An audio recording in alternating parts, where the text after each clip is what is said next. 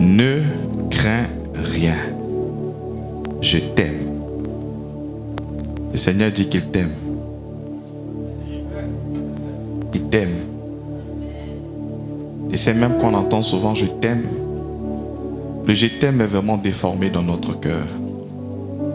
Parce que le standard d'amour que nous avons dans notre cœur, c'est ce que nous recevons soit peut-être de nos maris, de nos épouses, de nos collaborateurs, de nos enfants.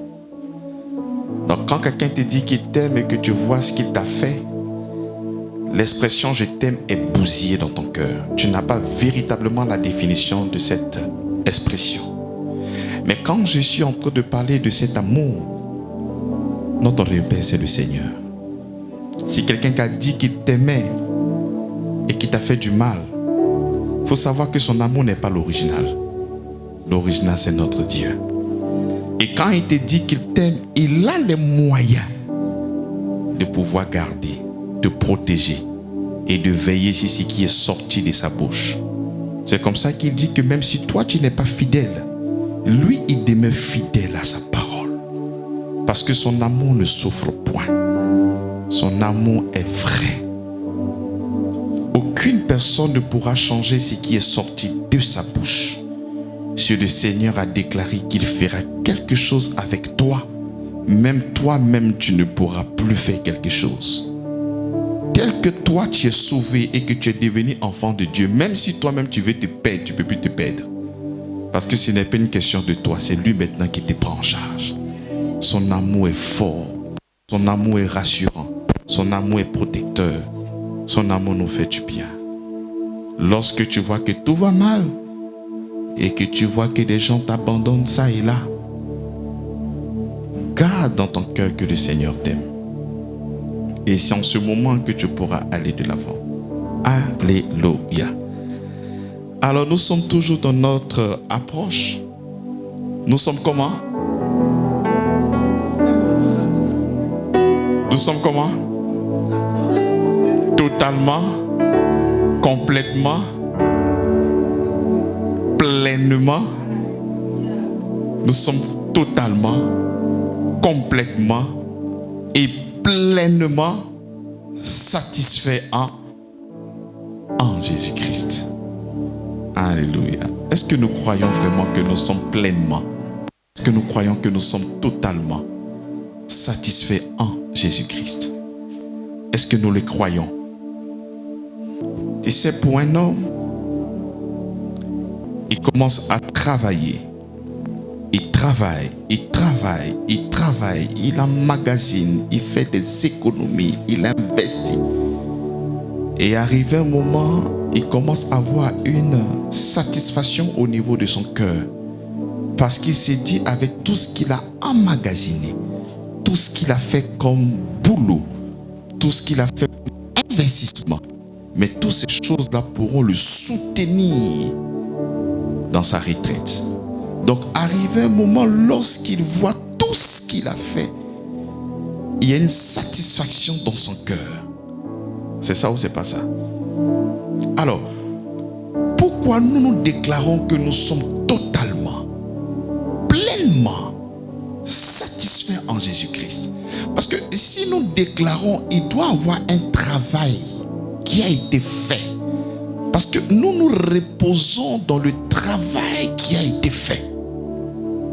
S'il n'y a pas de travail, mais comment est-ce que toi tu peux être totalement, complètement et pleinement satisfait en Jésus-Christ? Mais qu'est-ce qui te soutient? Qu'est-ce qui te porte à faire ce genre de déclaration? Est-ce que c'est ton travail? Lorsque nous disons que nous sommes pleinement satisfaits en Jésus-Christ, je ne t'appelle pas à produire ce repos. Non. Ce repos a déjà été fait par notre Seigneur Jésus-Christ. Il a travaillé. Le Seigneur a travaillé. Et quand il était en train de travailler, il n'a pas fait pour lui. Parce que lui, il n'a pas besoin de se reposer. Il est Dieu. Non, pas besoin de se reposer. Et tout ce qu'il faisait, quand il le faisait, son arrière-plan, c'est toi qui voyais. Et pour comprendre ce mystère, nous pouvons regarder même le livre de Genèse. Le premier jour, la Bible déclare que Dieu crée. Et en bas, il regarde ce qu'il vient de créer et il déclare que tout était bon et parfait. Je pose la question. Quand il dit c'est bon et parfait, c'est par rapport à qui? C'est par rapport à lui ou c'est par rapport à ses enfants? Parce que Dieu, pour exister, il n'a pas besoin de créer. Non. Dieu, pour être, n'a pas besoin de créer. Non. Le premier jour, il crée. Le deuxième jour, il crée. Le troisième jour, il crée. Le quatrième jour, il crée. Le cinquième jour, il continue de créer. Et le sixième jour, il va maintenant créer l'homme. Le Seigneur est en train de nous expliquer ici que tout ce qu'il était en train de faire, il le faisait uniquement pour que l'homme soit dans un confort. Dieu ne crée pas l'homme et après l'avoir créé, il va maintenant voir ce dont l'homme a besoin pour lui fournir. Non. Il crée le confort, il crée le luxe, il crée la nourriture, il fait tout. Et il vient maintenant déposer l'homme dans un travail complet, dans un travail achevé, dans un travail parfait. Et il le dépose. C'est comme ça que la première nourriture de l'homme n'est pas le résultat de son travail, mais le résultat de ce que Dieu a fait. Il est complètement satisfait. Parce que dans le livre de Genèse, il ne pouvait que garder, sinon la sémence, c'est lui qui l'a déposée. Et tu ne pourras que prendre et manger. Et à la croix, ça c'est juste une image. La Genèse est l'ombre de tout ce qui est prêché aujourd'hui. La réalité se trouve en Christ. En Christ. En Christ. Et quand Dieu finit le sixième jour, quand il finit de créer l'homme, le septième jour maintenant on dit il se repose. Mais qu'est-ce qu'il a fait? Il a passé son temps à créer. Mais tout ce qu'il a créé profite à qui? Il a dit il a créé l'homme pour que l'homme puisse dominer sur les œuvres de ses mains. C'est pour lui qu'il a fait. Tu me parles de qui? Dieu. Il n'a pas attendu que toi tu aies besoin de quelque chose et qu'il a créé. Dieu ne réagit pas. Il a déjà tout fait. Et il vient maintenant te déposer au milieu de ces grandes bénédictions qu'il a fournies pour toi. Il va et dit domine, règne. Et quand Dieu crée l'homme le sixième jour, l'homme va commencer sa vie dans le septième jour. Et le septième jour est le jour du repos. Donc l'homme commence sa vie à partir de quoi? À partir du repos. Nous nous reposons, non pas dans nos œuvres à nous, mais nous nous reposons dans les œuvres de notre Seigneur Jésus-Christ. C'est ce que Christ a fait pour nous. Si dans Genèse, Dieu a dit tout était bon et parfait, à la croix, il a dit tout est accompli. C'est parce que tout était accompli qu'il a décidé de se reposer. À la croix, il dit tout est accompli. Pasteur, ne me ramène pas avant la croix. Ne me ramène pas avant cette déclaration-là. Lorsqu'il n'a pas encore déclaré que tout est accompli, je peux chercher encore le réconfort. Je peux chercher encore des solutions. Je peux essayer encore de batailler. Mais quand il dit que tout est accompli, tout est déjà fait. Mais quand je suis en train de dire que tout est déjà fait, je ne suis pas en train de te dire qu'il faut s'asseoir et croiser les bras. La foi en Christ n'a pas dit ça. Non. Quand je te dis que tout est accompli, et que Dieu et toi, vous formez un seul et même esprit. Je ne suis pas en train de dire que si tu es sur la terre, croise les bras et attends le ciel. Tu dois vivre ce que tu es devenu sur cette terre. Tu dois vivre l'évidence de ce Dieu qui est en toi. Parce que toi, tu es appelé à manifester le divin sur la terre. Ce n'est pas une grâce qui vient et je m'assois. Et j'attends maintenant le ciel. Dans ce ministère-là, il n'y a pas à attendre. On aura un repos éternel. Ici, on doit travailler. Mais le travail, ce n'est pas pour obtenir ce que nous avons déjà. Le travail, ce n'est pas pour obtenir ce que Dieu a déjà fait. C'est pour être. C'est pour manifester le divin que nous sommes devenus. Et c'est ce que Pierre était en train de nous expliquer.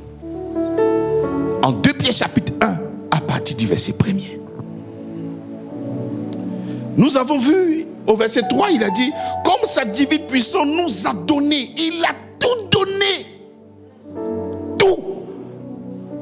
Qu'est-ce qui monte présentement dans le sous-sol de ton cœur? Qu'est-ce que tu recherches? La Bible déclare qu'il t'a tout donné. Bon, c'est comme Adam et Ève qui sont dans le jardin et puis ils disent non, il y a quelque chose. Non, je cherche. Non, ils ne cherchaient rien. Tout était là. De la même manière, en Christ, nous sommes totalement, nous sommes pleinement, nous sommes satisfaits. Donc Pierre nous dit quelque chose maintenant de très intéressant. Il dit, comme sa divine puissance nous a donné tout ce qui contribue à la vie et à la piété, au moyen de la connaissance de celui qui nous a appelés par sa propre gloire et par sa vertu, lesquels nous assurent de sa part les plus grandes et les plus précieuses promesses, afin que par elles, vous deveniez participants de la nature divine. Donc ce n'est pas le fait de s'asseoir, je crois aux anges et puis je suis assis. On doit être participant à quoi? À la nature divine. Lorsque nous sommes en train de dire que nous sommes participants, nous sommes arrivés à un niveau. Nous pensons comme Dieu. Nous marchons comme Dieu. Nous organisons comme Dieu. C'est Dieu qui vit sur cette terre-là. Parce que même le monde entier attend la révélation des fils de Dieu. Parce que cette création-là est en train de souffrir. Cette création est en train de pleurer. Elle gémit et elle attend un sauveur. Et le sauveur, c'est toi et moi. Parce que nous portons dans ce vase-là Dieu créateur du ciel et de la terre. Afin que nous devenions participants. Nous devions apporter notre pierre à l'édifice. On doit participer. De la même manière que c'est par Adam qu'il a livré le monde. Il a livré cette création. Et cette création commence à mourir. C'est de la même manière que nous devions aussi apporter la vie sur cette terre-là. Donc la vie chrétienne et la foi que nous avons en Christ, ce n'est pas s'asseoir. C'est être ce que nous sommes en Christ. Il dit, lesquels nous assurent de sa part les plus grandes et les plus précieuses promesses, afin que par elles, vous deveniez participants de la nature divine, en fuyant la corruption qui existe dans le monde par la convoitise. À cause de cela même, faites tous vos efforts pour joindre à votre foi la vertu. Donc le Seigneur nous dit quoi? Enfin, au travers de notre apôtre Pierre, il dit faites vos... Pourquoi? Pour joindre à votre foi. La foi, c'est avoir totalement confiance en Dieu, par Christ. La foi, c'est de croire au travail qu'il a fait pour nous que tout est accompli. Donc, si nous croyons que tout est accompli, si nous croyons que Christ a tout fait pour nous, il nous a donné tout ce qui contribue à la vie et à la piété, est-ce que nous avons besoin d'être malhonnêtes, de vivre dans la convoitise, de vivre dans le mensonge pour obtenir des choses qu'il nous a déjà données? Parce que lorsque nous empruntons ce chemin, c'est pour obtenir des grâces, c'est pour obtenir des bénédictions, c'est pour obtenir des faveurs. Mais il dit, tu n'as pas besoin de passer par ces moyens-là, parce que j'ai déjà pourvu à ta vie. J'ai déjà pourvu à toute chose pour toi. Donc, quelles sont tes motivations à emprunter ce mauvais chemin?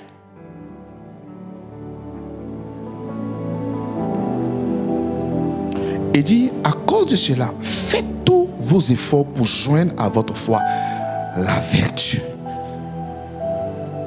Lorsque nous sommes en train de parler de vertu, si tu n'arrives pas à comprendre, il y a au moins un proverbe qui a dit un mot qui se ressemble. Femme, femme, femme. Tu sais, tu es en Christ et tu proclames, tu déclares que Christ a tout fait pour moi. Il n'y a aucun problème. Mais dans le sous-sol de ton cœur, tu réalises un manque qui est là. Les faits sont têtus. Tu vas beau crier que tu es totalement satisfait en Christ, mais il y a des résultats qui sont là. Il y a un manque qui est là. Donc même quand tu es en train de dire que je suis totalement satisfait en Christ, ce sont des paroles génériques. Tu ne fais que déclarer, comme le pasteur a dit. Mais dans le sous-sol de ton cœur, il y a un manque profond. Mais comment le pasteur nous fait comprendre que nous sommes totalement satisfaits en Christ? Cependant, dans ma vie, je ne suis pas totalement satisfaite. Parce qu'il y a des choses que je veux voir. Et le Seigneur te fait comprendre au travers de cette prédication que tu dois joindre à cette foi-là la vertu. Donc si je suis une épouse ou je suis un époux, qu'il y a un manque, est-ce que la vertu est constatée là? Parce que quand un garçon est en train de lire la Bible, il faut marier une femme vertueuse. Donc lui, il laisse sa torche, il fait quoi? Il cherche une femme comment? Mais quand tu ne vois pas cette vertu-là en toi, qu'est-ce qu'il fait? Mais pourquoi je ne suis pas donc satisfait en Jésus-Christ? Le pasteur a dit que je suis totalement satisfait en Jésus-Christ. Je suis pleinement. Mais pourquoi je n'ai pas? Le Seigneur dit au travers de Pierre, tu dois joindre à cette foi-là. Quand tu dis je suis totalement, quand tu dis je suis pleinement, quand tu dis que tu es satisfait en Jésus-Christ, il dit il faut joindre à cette foi-là la vertu. Parce qu'en Éphésiens 2:10, la Bible nous dit qu'il nous a créés en Jésus-Christ. Il ne nous a pas créés en dehors de Jésus-Christ. Il nous a créés en Jésus-Christ. Pourquoi? Pour de bonnes œuvres. Donc tu dis que tu as la foi. Tu dis que tu es enfant de Dieu. Tu dis que tu es totalement satisfait en Jésus-Christ. Mais pourquoi donc on ne voit pas cette création en Jésus-Christ? Pourquoi on ne voit pas? Non, moi je crois au Seigneur Jésus-Christ et puis je suis assis. Non, c'est pas vrai. Il y a quelque chose qui cloche. La vertu, c'est chercher à faire ce qui est bien. Chercher à faire ce qui est honnête. Mais toi, tu es dans une vie chrétienne. Tu proclames que tu es enfant de Dieu. Tu proclames que tu es totalement satisfait en Jésus-Christ. Et tu vis dans une vie qui n'est pas honnête, qui n'est pas juste et qui n'est pas bien. comment est-ce que le monde te regarde? Cette personne-là n'est pas juste. Cette personne-là n'est pas bien. Cette personne-là n'est pas honnête.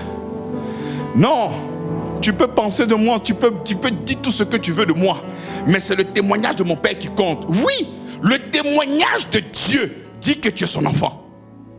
Il dit qu'il t'a lavé, il t'a purifié. Il n'y a aucun problème. Il dit que tu as été adopté. Mais en même temps, ce même Dieu l'a dit, il t'a créé aussi en Jésus-Christ pour de bonnes œuvres. Maintenant, pourquoi les résultats? Pourquoi cette vie-là, tu ne manifestes pas cette vie sur la terre?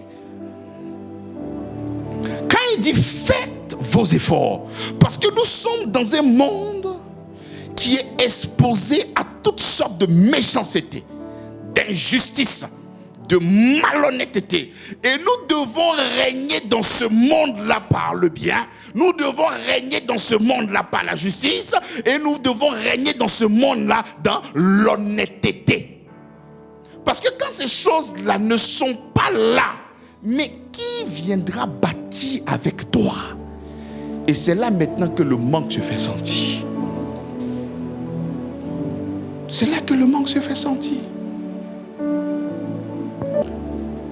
Faites vos efforts pour ajouter à votre foi la vertu. Et la vertu, la science. C'est quoi la science? C'est la découverte de la connaissance de Dieu. Ah, quand vous parlez beaucoup, vous dites, oh, tu n'as pas la science infuse, tu n'as pas la science infuse. Ça veut dire quoi? Je n'ai pas la connaissance. C'est pour ça qu'un peu plus haut, il dit que la grâce et la paix vous soient multipliées par quoi? Par la connaissance. Je dois arriver à un niveau où je connais ce que Dieu veut.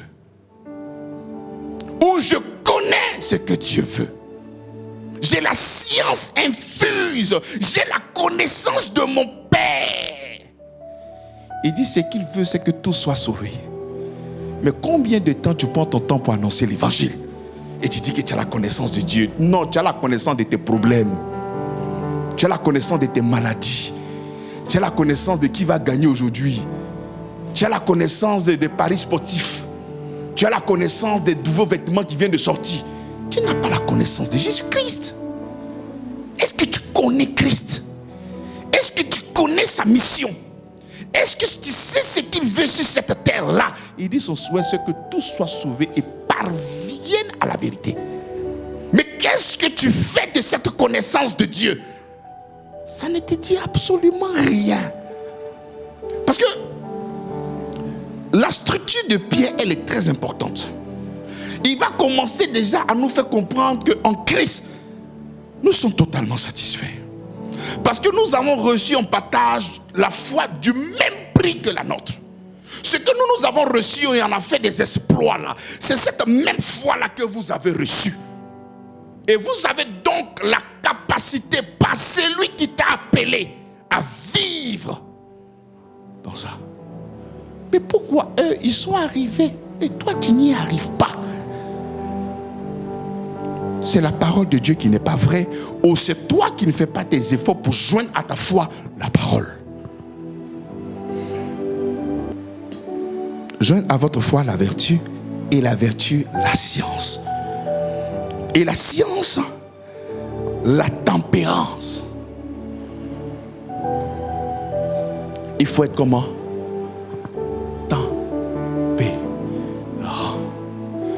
Voici des choses que le Seigneur a mis en nous. Parce que quand nous allons finir, vous allez voir Pierre qui dit que ces choses-là sont en vous et d'une manière abondante. Donc ces choses-là sont où? Mais en nous. La tempérance, c'est apprendre à dire non lorsque nous voyons que cette chose dans laquelle nous sommes n'est pas correcte.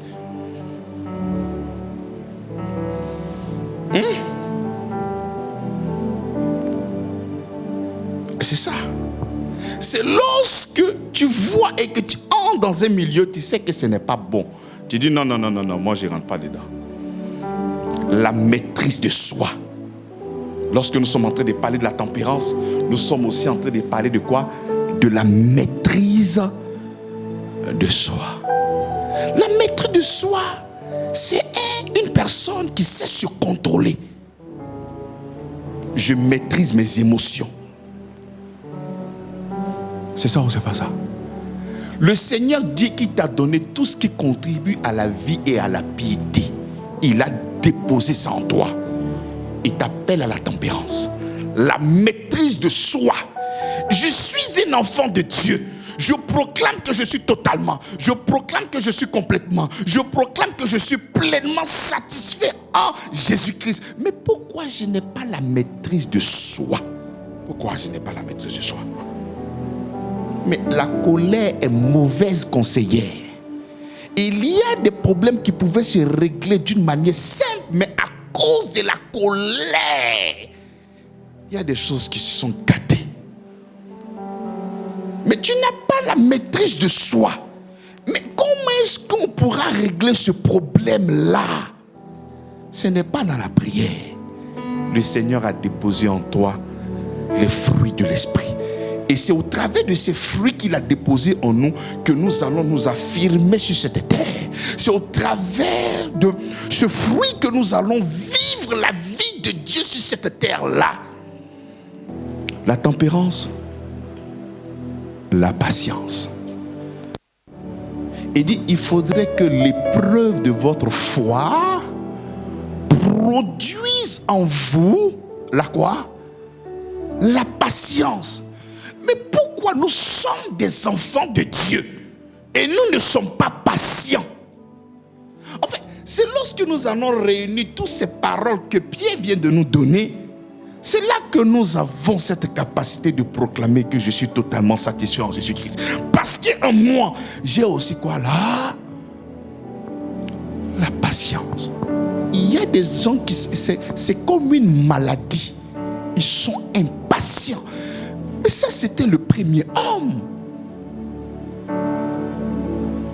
Regardez combien de fois le Seigneur a été patient. Il dit depuis le péché d'Adam jusqu'à ce que lui-même y vienne physiquement. Tous les péchés-là, la Bible déclare que c'était le temps de sa patience. Parce que le sang qui devait pardonner tous ces impairs-là, c'était le sang de Christ qui devait être versé. Donc tout ce temps-là, le Seigneur était en train de faire quoi? Il était en train de faire quoi? Mais patienter. Toi, pour les appétits du corps, tu as pris des décisions là et là. Et tu as créé tout un problème. Maintenant, tu invites le Seigneur à venir régler le problème. Mais laisse-le qui commence à régler depuis la racine. Parce que lui, quand il le règle, il ne va pas le régler d'une manière superficielle. Il va le régler à partir de la racine. Et quand il va le régler à partir de la racine, tu as comme l'impression que Dieu ne t'écoute pas. Tu as comme l'impression que Dieu ne te voit pas. Tu as comme l'impression que Dieu t'a mis aux oubliettes. Non. Si toi tu oublies, Dieu n'oublie pas. Si toi tu as un problème d'Alzheimer, Dieu il n'a pas ce problème-là. Donc laisse qu'il puisse régler d'une manière simple. Mais quand il a donné la prophétie, il a dit que la postérité de la femme écrasera la tête du serpent. Je soupçonne dans ma tête et dans mon cœur qu'elle pensait que c'était Seth. Parce que quand c'était venu, ils ont commencé à glorifier le Seigneur. Mais c'est combien d'années plus tard que Jésus-Christ est venu? Notre Dieu, il est patient et il faudrait que nous puissions vivre dans cette patience-là. Je suis totalement satisfait en Jésus-Christ. Je le proclame. Cependant, je vois des choses qui ne sont pas conformes à ce que la Bible dit de moi. Je ne commence pas à douter. Et je continue de marcher toujours dans la patience. Il faudrait que l'épreuve de votre foi produise en vous la patience. Qu'est-ce que Jacques était en train de nous dire quand il disait ça? Tu peux aujourd'hui avoir un problème, tu commences la vie chrétienne et tu as des défis. Et tu t'es tellement inquiet, est-ce que Dieu va faire? Est-ce que Dieu va faire? Est-ce que Dieu va faire? Et tu t'es tellement inquiété. Après, tu vois que le Seigneur règle la situation. Mais il faudrait que cette expérience-là soit une éducation pour toi. Pour dire que le Seigneur finit toujours régler la difficulté dans laquelle nous sommes. Donc il dit, l'épreuve de votre foi produise en vous la quoi? Donc il sait que quelle que soit la difficulté, ce mur qui va se dresser contre moi, je sais que mon Rédempteur est vivant. Je sais qu'il est présent. Je sais qu'il est là. Et il ne m'abandonnera comment? Mais jamais. Ce n'est pas le moment d'insulter Dieu. Ce n'est pas le moment où dans tes prières, tu peux même dire, Seigneur, bon, si tu ne veux rien faire pour moi, moi j'ai allé ailleurs. Mais va ailleurs. Ce n'est pas menacer Dieu. Ce n'est pas montrer à Dieu que toi, tu as la possibilité de régler le problème d'une autre manière. Non, il te faut la patience. C'est comme un enfant, femme qui vient de naître et à 5 ans, elle veut avoir un enfant. Cet enfant, femme, fille ou une femme, ce que tu veux, a besoin de quoi pour que demain puisse avoir un enfant? Elle a besoin du temps, de la maturité. Il y a des choses que tu auras lorsque le temps va arriver. Toi, tu dis non, c'est à 5 ans là, tu as accouché. Et puis tu t'en prié, Seigneur, je débloque mes trompes. Tu ne vas pas débloquer tes trompes. Tu n'as pas encore l'âge. Quand le Seigneur te voit, il sait que toi, tu vas prendre... Si tout de suite, tu as eu un peu de moyens là même, là, tu risques de faire n'importe quoi. Il y a des gens, vous les voyez là comme ça. Un jour, il y a un prêtre catholique qui est en train de dire ça. J'ai risqué qu'il faille me tuer.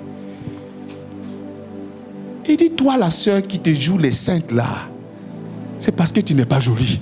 Donc, tu as moins de tentations. Parce que tu n'es pas jolie, tu es moins tenté que la sœur qui est là. Elle est belle, donc elle est tentée tous les jours. Toi, le fait que tu ne sois pas jolie, donc tu n'es pas tenté. Parce qu'on ne veut pas de toi. Il faudrait que nous puissions avoir la patience, se retenir. Et compter sur notre Seigneur Jésus-Christ. Et compter sur notre foi qui proclame et qui déclare que Christ a tout fait pour moi à la croix de Golgotha. Donc pas besoin d'entrer dans certaines choses pour obtenir ce qu'il m'a déjà donné. C'est pour ça que le monde contraire, parce que là nous sommes en train de parler du monde, du royaume de Dieu. Le monde contraire est basé non pas sur la patience, mais sur quoi? La rapidité. La rapidité. C'est de là à là. C'est de là à là. Tu commences une relation, va doucement. Et c'est dans doucement là que tu vas voir ce qui est là. Mais non, rapidité. Et c'est comme ça qu'après, on a des difficultés. Quelle que soit la chose qui vient vers toi, même si c'est un emploi, vas-y doucement. Tu sais, quand tu as été trop déchargé dans ta vie, dès qu'on t'appelle, tu es prêt à partir, tu risques de casser ton pied. Parce que le déchargement t'a mis dans une position tellement bizarre. Mais sois patient. Examine, regarde. Prends ton temps. Et tu auras forcément le discernement. Mais tu dis non, je suis trop... Donc voici des choses que Dieu a déposées en nous parce que nous devions vivre sur cette terre-là. Continuons. Il dit à la science, la tempérance, la patience, et de la patience, la quoi? La piété.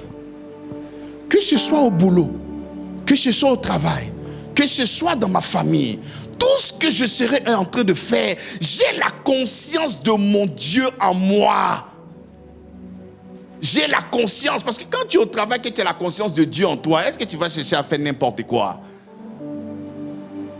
Quand tu es au boulot, que tu as la conscience de Dieu en toi, est-ce que tu vas chercher à faire n'importe quoi? Lorsque tu es dans ton ménage et que tu as la conscience de Dieu, est-ce que tu feras n'importe quoi? Tu ne peux pas le faire parce que tu as la conscience permanente de ton Dieu, de la parole. Parce que la Bible déclare qu'il est la parole. Tu es conscient de cette parole. Lorsque tu veux poser un pas, il y a la parole qui se met. Parce que la Bible dit la parole est une lampe à mes pieds. Donc à chaque fois que tu feras un pas, c'est cette parole-là qui viendra pour t'éclairer. Mais il n'y a pas cette piété-là. Donc là où tu mets ton pied, ce sont Ce sont des mines, c'est miné, tu mets, ça s'explose. Mais c'est comme ça que nous avons une vie en Christ, mais insatisfaite. Pourquoi? Parce que nous n'avons pas joint à notre foi ce qu'il est en train de citer là. Et quand il met cette lettre-là, mais il a déjà déposé en nous son esprit. Il a déjà déposé en nous sa force. Il a déjà déposé en nous sa capacité. Donc même quand il finit de dresser cette liste-là, on ne compte pas sur notre chair, on ne s'appuie pas sur notre force, mais on s'appuie sur lui pour vivre. Mais nous faisons fi de la parole du Seigneur. La foi, elle est agissante. Une foi qui n'agit pas, c'est un tissu de mensonge. La foi doit agir. Et c'est lorsque cette foi est en train d'être agissante que nous avons des résultats. Nous sommes complètement, nous sommes totalement et nous sommes pleinement mais satisfaits en Jésus-Christ. Parce que derrière toutes ces choses-là se cachent les trésors, les plus grandes richesses. Selon ce que Pierre est en train de dire. Il continue, il dit la patience, la piété. Et la piété, l'amour fraternel. L'amour fraternel, c'est l'amour entre les frères. Entre les frères. La générosité, la gentillesse entre nous, l'attention. C'est à cela que le Seigneur nous a appelés. Tu as un frère en Christ, difficile même de saluer cet enfant de Dieu-là. Pourtant, toi, tu te réclames que toi, tu es enfant de Dieu. Donc, si toi, tu es enfant de Dieu et que ton voisin est enfant de Dieu, vous êtes qui? Si moi, je suis enfant de Dieu et que l'ancien est enfant de Dieu, donc lui et moi, nous sommes quoi? Maintenant, toi, tu n'aimes pas ton frère. Bon, quand je dis frère, ça ne sonne pas bien. Tu n'aimes pas le Fils de Dieu. Hein? C'est pas ça? Donc, Dieu que toi tu dis que tu aimes là, voici son fils là-bas. Mais tu ne comprends toujours pas. C'est comme tu fais rentrer une femme dans ta vie, elle dit elle t'aime, puis elle n'aime pas ton enfant. Est-ce que c'est vrai? Maintenant, pourquoi toi tu n'aimes pas les enfants de Dieu?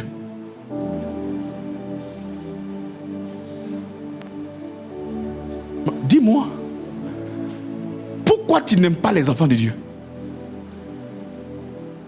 Non, les gens qui peuvent aimer seulement, ce sont ma famille biologique. Les autres là, moi, je ne les connais pas. Non, ce n'est pas ce que la Bible dit. Parce que nous sommes maintenant, notre communion est avec le Christ. C'est en Christ que nous sommes en communion. Et nous sommes devenus frères. Par l'esprit, non pas par la chair, mais par l'esprit. Donc nous devons communiquer cet amour-là.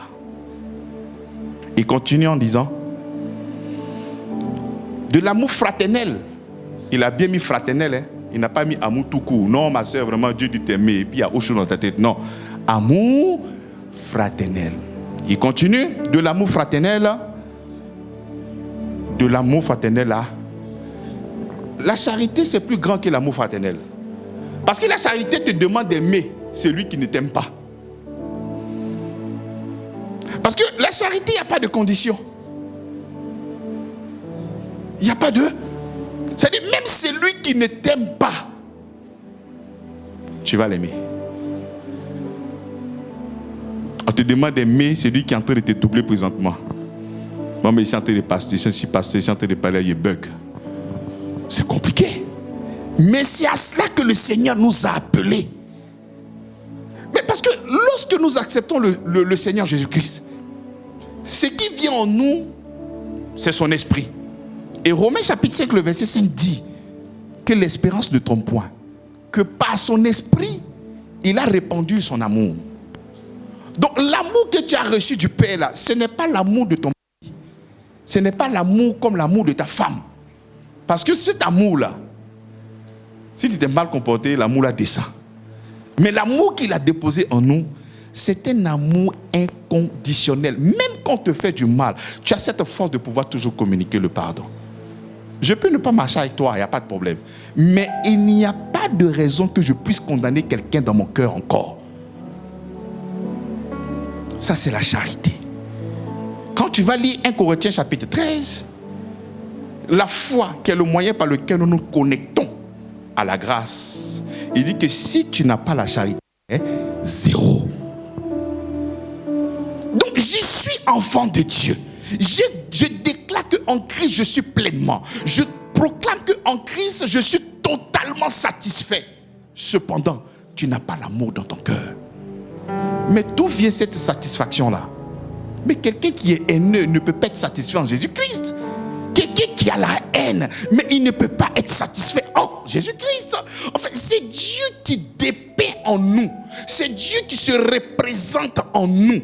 De la même manière que quand toi-même tu n'es pas fidèle, mais Dieu prend le temps encore de t'apporter des grâces. C'est de la même manière que tu vas vivre sur cette terre. Même quand les gens te feront du mal, tu ne vas pas répondre en fonction de leur traitement te concernant. Tu vas leur répondre à partir de l'amour de notre Seigneur Jésus-Christ. Tu m'aimes, je t'aime. Tu m'aimes pas, je ne t'aime pas. Ça, c'est la loi du talion. Ça, c'est avant que Jésus-Christ devienne vivre en toi.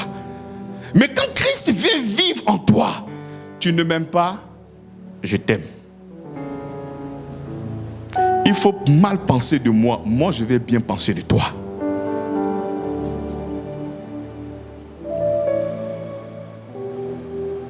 Le sorcier, si ça me fait du mal, je ne vais pas mettre le boule de feu sur lui.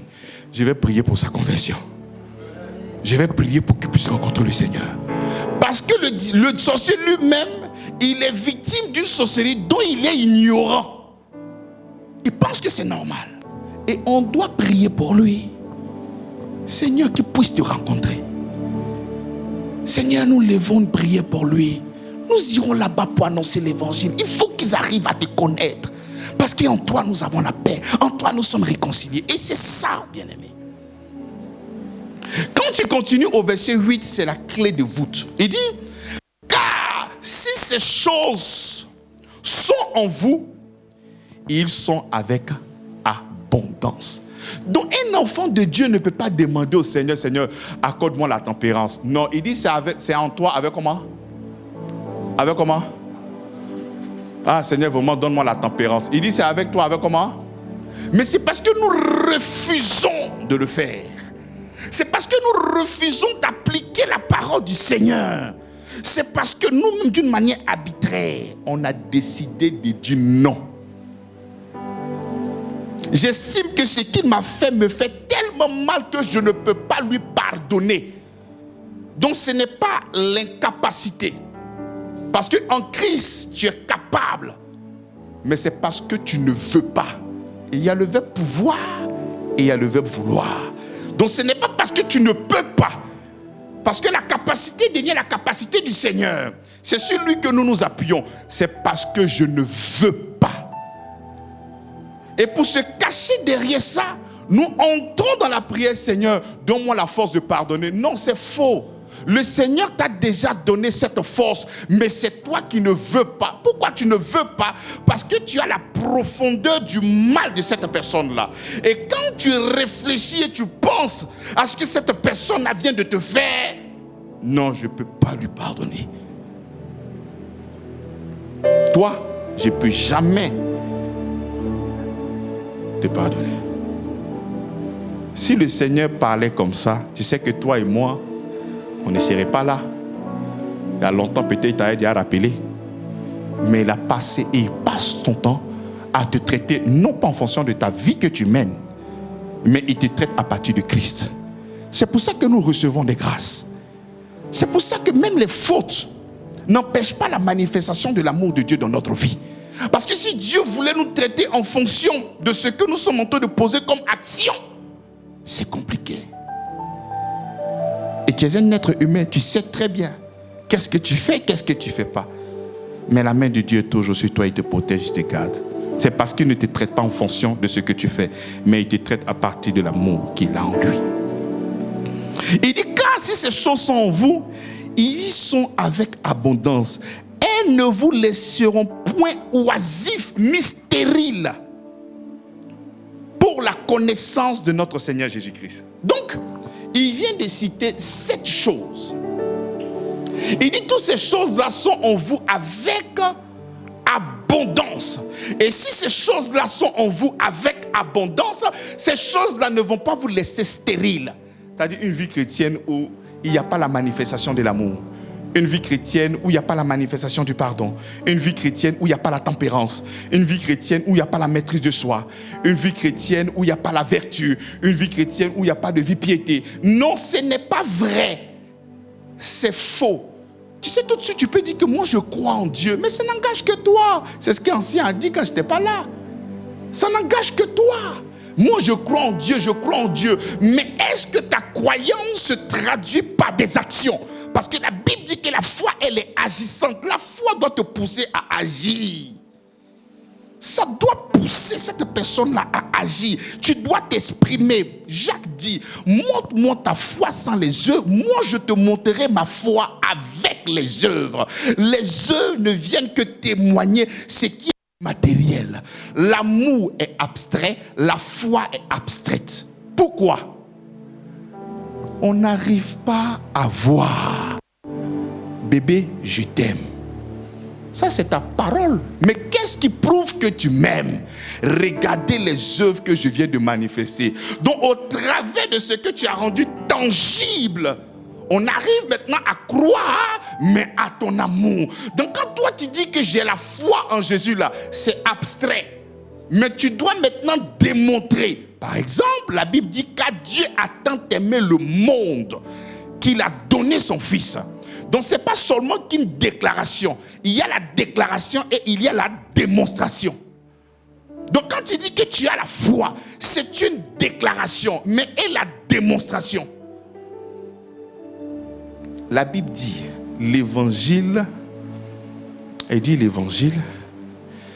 est une démonstration.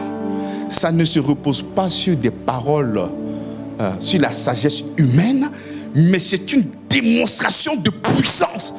Quand on dit la démonstration de puissance là, c'est pas de faire tomber quelqu'un. Tu es venu prier pour quelqu'un, tu es incliné la tête, la personne est tombée. Ah, la puissance. Non. La puissance, c'est de manifester l'amour lorsqu'on te fait le mal. Ouais, ça c'est quelque chose qui est puissant. La puissance, c'est que même quand quelqu'un veut te faire sortir, la colère veut atteindre le Rubicon, tu te calmes. Voici la puissance d'un homme. La puissance n'est pas venue faire tomber les gens comme des poulets, Mais après, quand la personne est tombée, qu'est-ce qu'il devient? Colérique? Toujours menteur? Non, ça c'est pas la puissance. La puissance, c'est cet homme colérique là qui devient maintenant un homme doux. Voici la puissance. C'est cet homme-là qui était autrefois un faux type qui est devenu un homme bon. Voici la puissance. C'est ça la puissance de Dieu. Autrefois enfant de colère. Ici là, c'est Simon Pierre qui est en train de parler. Quand ils sont venus arrêter Jésus, il a fait sortir brasse, couteau. Il a coupé l'oreille d'un soldat. Qu'est-ce que Jésus a fait? Il a collé l'oreille. Est-ce que tu peux confier l'église à quelqu'un qui a un couteau sur lui? Il risque de piquer les fidèles s'ils ne viennent pas. Il ne peut pas. Mais il savait qu'il allait déposer son esprit. Et quand il allait déposer son esprit là, cette vie de colère là, mais allait passer au nom de Jésus-Christ. Il allait être patient. C'est pour ça que même quand tu viens à 10h, je suis patient. Ou bien, c'est la patience. Sinon, comme Pierre, on allait faire sortir couteau, piquer quelqu'un ici un bon matin. Et puis il allait venir à l'heure. Mais c'est la patience. Il continue. Et elles ne seront point oisifs ni stériles pour la connaissance de notre Seigneur. Parce que tu connais que notre Dieu est patient. Tu connais que notre Dieu est amour. Tu connais que notre Dieu est vertueux. Tu connais que notre Dieu. Tu connais notre Dieu. Tu connais. Donc, arrivé au moment où tu as la science. C'est comme ça que tu deviens participant à la nature divine. Et regardez encore ce qui vient dire au verset 9. Ça même, c'est encore grave. Il dit, mais c'est lui en qui ces choses ne sont point est aveugle. Mais comment quelqu'un qui est aveugle veut être totalement, complètement, mais satisfait en Jésus-Christ? Mais un aveugle ne fait que tomber dans les trous. Il ne peut pas conduire quelqu'un. Tu sais, tu peux marcher un peu, tu sens que tout va bien, puis il y a un gros caillou qui t'attend. Puis tu es en train de marcher, tu dis, oh, le Seigneur me fait grâce, le Seigneur, et puis boum. Mais tu es aveugle. Il dit celui. Donc par exemple, ce que nous sommes en train de citer présentement là, si ces choses-là ne sont pas à toi, la Bible déclare que tu es aveugle. Maintenant, si tu es aveugle, comment est-ce que tu marches? Comment? C'est pour ça que la Bible dit la parole de Dieu est une lampe. Parce que quand il n'y a pas de lampe, est-ce que tu vois une lumière sur notre chantier? Regardez comment est-ce que la parole de Dieu est évolutive. Il dit d'abord, c'est une lampe. Tu vois que lampe, le rayon pour éclairer n'est pas aussi grand. Il dit une lampe et une lumière qui éclaire tout le chantier. Et tu es libre parce qu'il sait où tu vas. Et tu marches avec assurance. Tu marches en paix avec notre Seigneur. Mais il dit, si ces choses ne sont pas en toi, tu es aveugle. Continuons. Il ne voit pas de loin. La Bible déclare que tu ne vois pas de loin. C'est comme ça que tous les programmes que tu fais là, c'est les programmes de tout de suite. Hein? Même quand tu veux faire un choix de femme, c'est tout de suite. Toi, tu veux rassasier l'appétit de ton corps. Tout est tout de suite. Mais tu n'es pas un homme de vision. Tu ne vois rien devant. Ce sont des problèmes seulement. Donc, pour que nous puissions vivre cette vie totalement et pleinement satisfaite en Jésus-Christ, nous devons joindre à notre foi. Mais cette vertu et tout ce qu'il vient de déclarer, on doit le faire. Non pas pour devenir enfants de Dieu. Nous sommes déjà des enfants de Dieu. Ce n'est pas ce que nous allons faire qui va faire que nous allons devenir enfants de Dieu. Non. Moi, je n'ai rien fait pour naître de monsieur Avik Ofijan. Non, je n'ai rien fait. Ma venue n'est que le fruit entre l'amour de mon père et l'amour de ma mère. Je suis le fruit de leur amour. Donc lorsque nous proclamons que nous sommes enfants de Dieu, nous sommes le fruit de l'amour de notre Dieu créateur du ciel et de la terre. Donc je ne fais rien pour devenir enfant de quelqu'un. Mais c'est parce que je suis enfant de quelqu'un que je marche comme mon père. Donc parce que je suis enfant de Dieu, je marche comme mon père. Donc ce n'est pas parce que je marche comme mon père que je serai sauvé. C'est parce que je suis sauvé que je marche comme mon père. Parce qu'on ne peut pas voir un arbre, on ne peut pas voir un manguier, et tu vas interroger le manguier, tu vois Corosol. C'est qu'il y a un problème. Qui est ton vrai père? Dis-moi la vérité. Donc je ne pourrai que reconnaître ton père en fonction de ce que tu es en train de manifester là. Par exemple, je sais qu'en Christ, il y a la vertu. La vertu, c'est de venir à l'heure en Christ. Maintenant que toi, tu viens à 11h ou bien 10h, c'est comment? C'est pas clair. On va bien savoir, mais c'est qui? On continue. Il ne voit pas de loin, et ce qui est grave, qu'est-ce qu'il dit? Il a mis en oubli la purification de ses péchés. En fait, il a oublié qu'il a été lavé. Il a oublié qu'il est sanctifié. Il a oublié qu'il est appelé à être saint. C'est-à-dire qu'il se considère toujours à partir du premier Adam. Il se considère comme s'il était toujours dans la vieille création. Il se considère toujours comme qui est maudit. Il se considère comme si il n'y avait pas encore une paix entre Dieu et lui. Voilà pourquoi Pierre dit, il a oublié le pardon de ses péchés. Parce que lorsque le sang de Jésus-Christ n'est pas encore venu nous laver, c'est ce que nous étions. C'est normal. Quelqu'un qui n'a pas le Christ. C'est pour ça que je condamne souvent certaines personnes. Quand ils arrivent à l'évangélisation devant des gens qui n'ont pas accepté Jésus, arrête de voler. Mais comment il va arrêter de voler s'il n'a pas la force, s'il n'a pas la capacité? C'est d'appeler ces personnes à accepter la vie transformatrice. C'est cette vie qui peut te transformer. Parce qu'en dehors de lui, il n'y a pas de transformation. Tu peux prendre des décisions, mais ça sera toujours difficile. Tu as besoin d'une force à l'intérieur de toi qui te donnera la capacité de vivre et de tenir sur ce chemin-là. Donc il dit, il a mis en oubli la purification de ses anciens péchés. Il a oublié la rédemption. Il a oublié la purification. Il a oublié la rémission des péchés. Il a oublié que c'est un homme saint. Il a oublié que c'était un homme juste. Il a oublié que c'était un homme parfait. Il a oublié qu'il est devenu enfant de Dieu par adoption en Jésus-Christ. Il a mis tout ça aux oubliettes. C'est parce qu'il a mis tout ça aux oubliettes qu'il marche comme un inconverti. C'est parce qu'il a oublié qu'il marche comme un faux type. C'est parce qu'il a oublié que je vis une vie chrétienne insatisfaite. C'est parce qu'il a oublié que je vis une vie chrétienne où je ne suis pas complètement, où je ne suis pas totalement, où je ne suis pas pleinement satisfait.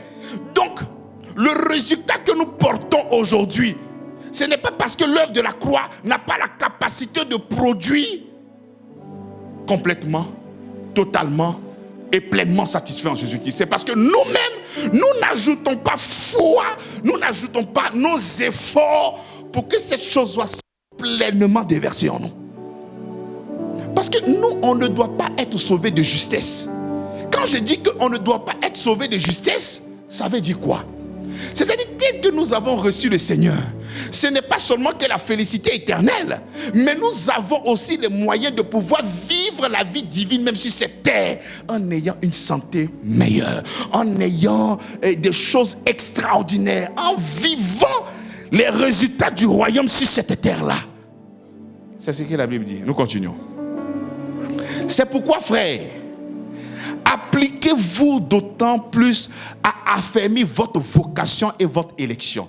Quand nous parlons de vocation, c'est parce qu'il nous a appelés à être ses enfants. Il nous a adressé une sainte vocation. Il a voulu que nous puissions être ses enfants par la foi en Jésus-Christ. Et votre élection, car en faisant cela, vous ne broncherez jamais. Regardez la promesse qui est là. Il dit, vous n'allez jamais tomber. Il dit, si vous faites cela, vous n'allez jamais tomber. C'est ainsi, en effet, que l'entrée dans le royaume éternel de notre Seigneur et Sauveur Jésus-Christ vous sera pleinement accordée. Pleinement. Quand on dit pleinement, nous sommes en train de faire le contraire avec la justesse. Mais pleinement, c'est-à-dire que tu entres dans le royaume avec tous les avantages. Avec tous les avantages liés à sa parole. C'est-à-dire tout ce que la Bible a déclaré.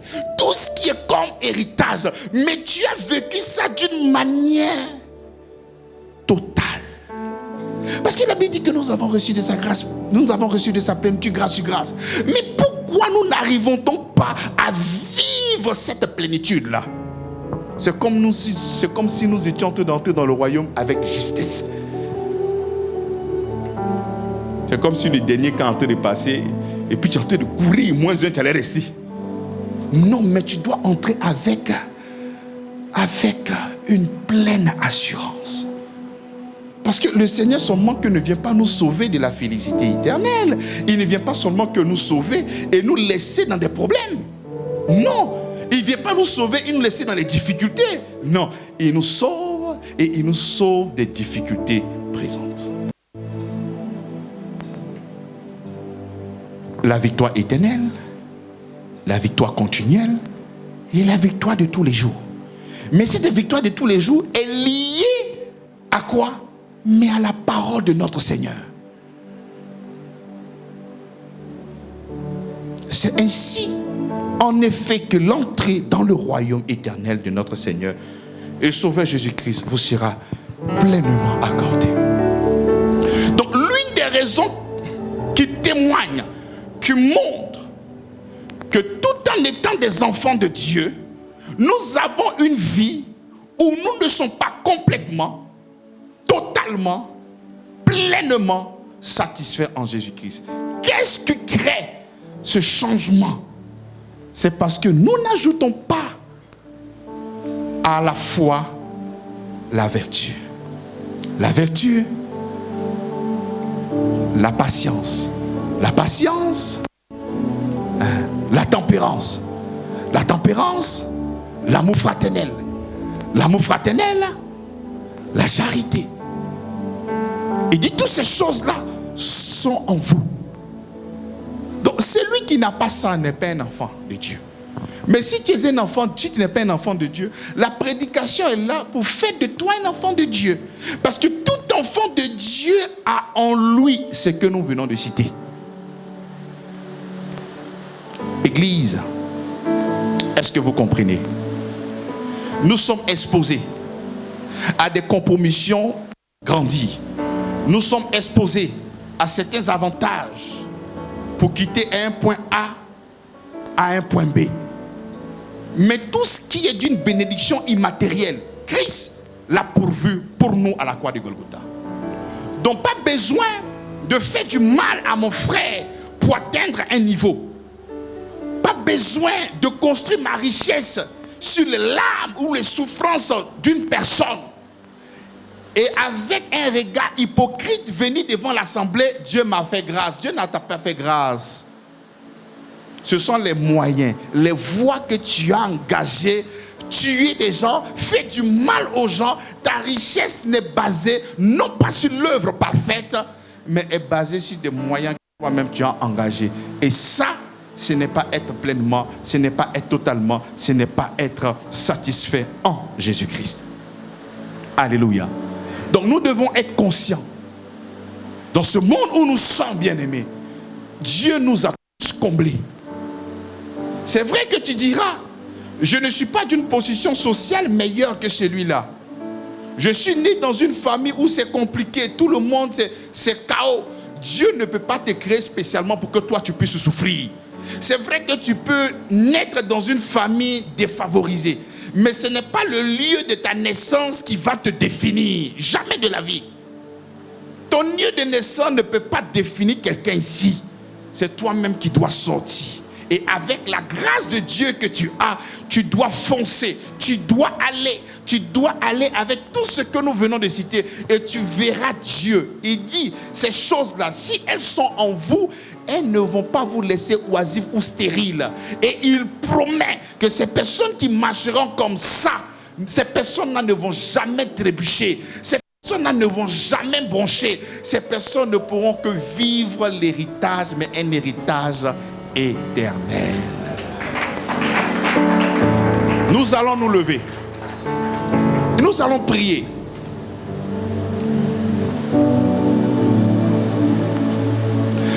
Pierre mentionne ici la vertu. Après la vertu,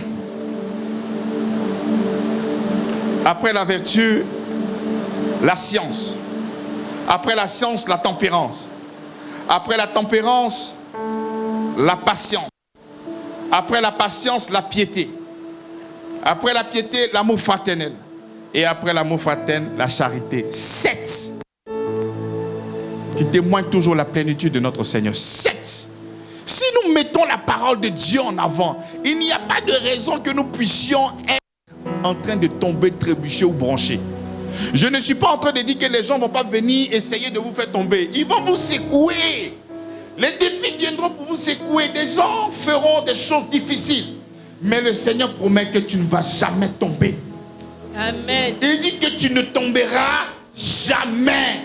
Qu'ils essaient de te faire tomber avec des pouvoirs, avec des fétiches, avec plusieurs choses. Mais le Seigneur dit, toi, tu ne brancheras jamais. Il dit, il n'est pas un homme pour mentir, ni un fils de l'homme pour se repentir. Ce qu'il a fait sortir de sa bouche s'accomplit et s'accomplit toujours. Nous allons ensemble prier. Nous allons dire, Seigneur, nous nous confions totalement en ta parole. Et nous ajoutons à notre foi la piété. La piété, la science, la tempérance, la patience, l'amour fraternel, la charité. Commence à prier le Seigneur. Prends la décision de manifester la patience. Prends la décision de manifester l'amour. Prends la décision de manifester la charité. Prends la décision de manifester la maîtrise de soi. La maîtrise de soi. Ce sont des choses utiles dans la vie où nous sommes présentement. Il y a des choses qui se sont gâtées dans ta vie parce que tu n'as pas été patient. Il y a des choses qui se sont gâtées dans ta vie parce que tu n'as pas été tempérant. Tout, c'est pas la prière. Dieu a déposé en toi la capacité. Dieu a déposé en toi la force. Dieu a déposé en toi des choses qui te rendront capable d'être patient, des choses qui te rendront capable de pouvoir faire des choses extraordinaires. Tout ce n'est pas la prière, c'est une décision, ce n'est pas un sentiment. Être totalement satisfait en Christ n'est pas une émotion passagère, c'est une décision, c'est une foi. Ce sont des efforts que nous ajoutons à sa parole, non pas dans le but d'être sauvés, parce que nous savons que nous sommes déjà sauvés. On s'en prie le Seigneur. Seigneur, nous te rendons toute la gloire. Tu m'as envoyé, Seigneur, pour libérer ta parole. Nous sommes totalement satisfaits. Nous sommes complètement, nous sommes pleinement. Cependant, Seigneur, nous voyons des vies compliquées. Nous voyons des vies en difficulté. Nous avons fait des associations et ces associations nous créent des problèmes. Oh Seigneur, tu nous as montré que lorsque ces choses sont en nous, nous ne tomberons jamais. Nous décidons de marcher selon ta parole, Seigneur. Nous décidons de nous affirmer en fonction de ta parole. Béni sois-tu, Père. Tu es notre Seigneur. Tu es notre Créateur. Tu es notre Dieu, Seigneur. Merci pour ton amour. Merci pour la lumière. Merci pour la clarté. Merci pour cette parole qui vient pour nous édifier, pour construire ta parole dans notre cœur. Tu les calmes. Tu es mon repos. Tu es au contrôle. Moi, je lève les mains vers les cieux. Je te donne mon cœur. Je dirai à mon âme, tu es Dieu. Par ton esprit, ce peuple est capable. Par ton esprit, le peuple est capable. Même si les mers se déchaînent, tu parles et tu les calmes. Tu es mon repos, tu es au contrôle. Béni sois-tu, Seigneur. Ton peuple est là, Seigneur. Fais du bien à ton peuple, Seigneur. Guéris ceux qui sont présentement. Guéris, Seigneur. Ceux qui souffrent par des trahisons.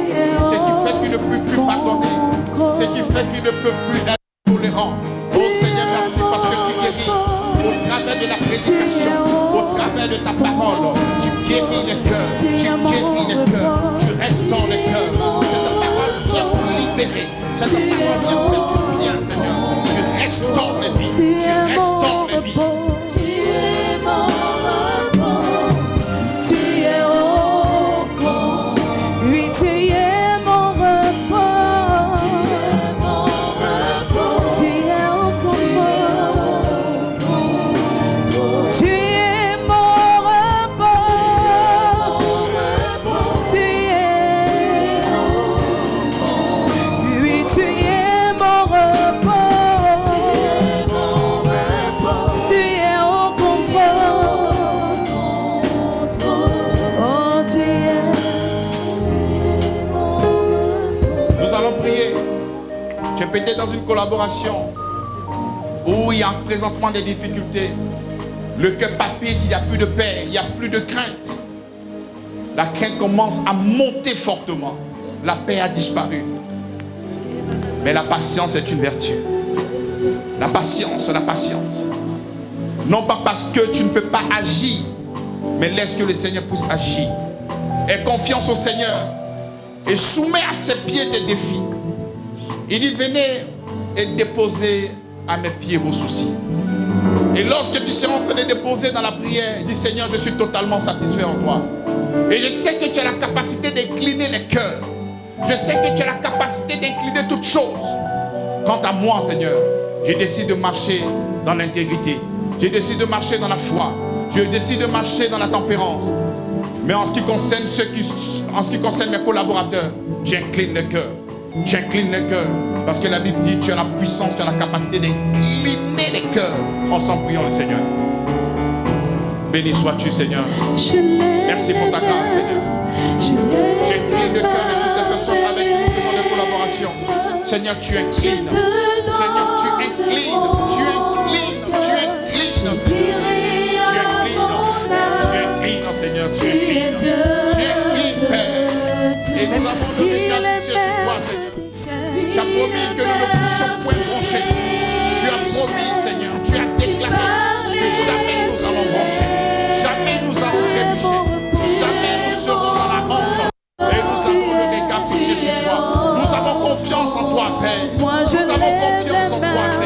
les cieux. Les yeux sont rivés sur toi. Quel que soit le Je problème, te nous décidons d'être intègres. Nous décidons dis à mon âme, de manifester tu le divin en es le nous. Dieu. En ce qui concerne ceux qui sont en face de nous. Même Seigneur, si j'incline les les cœurs. mers se J'incline les cœurs. déchaînent, J'incline les cœurs. Béni sois-tu, Seigneur. tu parlais. Merci pour ta fidélité. Tu es mon repos. Tu es mon moi je lève les mains vers les cieux. Je te donne. Je dirai à mon âme, tu es le Dieu, tu es le Dieu. Tout. Nous allons dire, Seigneur, merci pour cet héritage où tu nous promets de ne jamais tomber, jamais trébucher. Parce que tu as le pouvoir de garder cette bénédiction. Tu as le pouvoir de nous garder de la position où tu nous as déposés. Seigneur, merci parce que nous marchons selon ta parole. Et merci pour la grâce de cette protection. La grâce que tu déposes sur notre vie en nous assurant un héritage éternel. Ensemble, prions le Seigneur. Merci Seigneur pour ta grâce.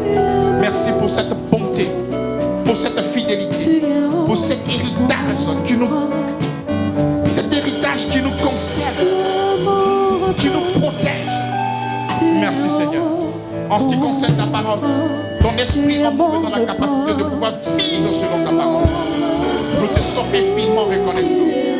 Nous te glorifions à jamais, Seigneur. Merci pour ta fidélité. Merci pour ton amour. Tu es mon repos. Oui, tu es mon repos. Tu es au contrôle. Tu es au contrôle. Tu es mon repos. Tu es au contrôle. Oui, tu es mon repos. Tu es au contrôle. En ce qui concerne un progrès, en ce qui concerne une promotion, en ce qui concerne une qualification, vous comprenez maintenant que ce n'est pas une offrande qui va te permettre d'atteindre ces niveaux, mais ce sont les vertus que Dieu a déposées en vous. Pour une bonne collaboration, les collaborateurs ont besoin des personnes vertueuses. Mais on te dit, viens te donner l'argent à l'église, là, comme ça Dieu va te donner ce poste. Non. La personne qui veut travailler avec toi a besoin de quelqu'un qui est vertueux, quelqu'un qui a la maîtrise de soi. Et quand toutes ces choses sont manifestes, les choses ne pourront que venir naturellement à toi. Lorsque tu seras en train d'offrir à l'église, ce n'est pas pour que Dieu puisse. Parce que quand on vous demande de poser ces gens d'action pour que Dieu puisse vous envoyer là-bas, c'est comme si ton action va te sanctifier devant Dieu. Comme si Dieu prendrait quelqu'un qui est malhonnête et puis on l'envoie à l'autre côté. Mais il va créer des problèmes à celui avec qui il va travailler. Donc Dieu, c'est un Dieu d'ordre. Il n'est pas là pour le cafouillage. Donc ces choses-là sont à notre portée.